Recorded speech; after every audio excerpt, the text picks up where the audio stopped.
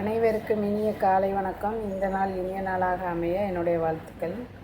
நம்ம இன்றைக்கி சிம்பிளாக ஒரு சுக்கு காப்பி போடலாம். அதுக்கு தேவையானது 2 ஸ்பூன் மல்லி, 2 சுக்கு துண்டு,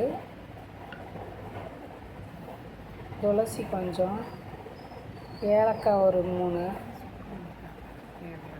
மண்டவளம் இல்லைன்னா கருப்பட்டி ஏதாச்சும் கொஞ்சம் எடுத்து வச்சுக்கிட்டு அதை கொஞ்சம் பாதியாக நச்சு எடுத்துக்கிறணும்.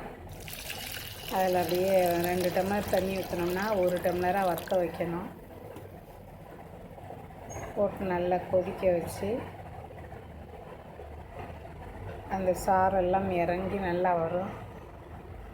காப்பி தூள் வேணும்னா போட்டுக்கலாம், இல்லைன்னா சும்மா கூட அப்படியே கொதிக்க வச்சு தலைவலி ஜலதோஷம் இப்படி இருக்கிறப்ப அந்த சுக்கு மல்லி காப்பி சூப்பராக இருக்கும். நான் காப்பி தூள் போடலை, சும்மாவே போட்டு கொதிக்க வச்சுட்டேன். நல்லா அந்த துளசி எல்லாம் போட்டுக்கிறதுனால கொஞ்சம் நல்லா தலைவலி கேட்கும்.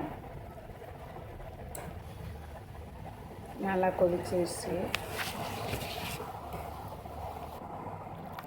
ஒரு டம்ளரில் வடிகட்டி எடுத்து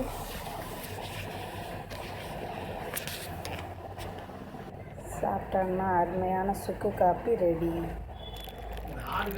என்னுடைய வீடியோ பிடிச்சிருந்தா சப்ஸ்கிரைப் பண்ணுங்கள், ஷேர் பண்ணுங்கள், லைக் பண்ணுங்கள், கமெண்ட் பண்ணுங்கள்.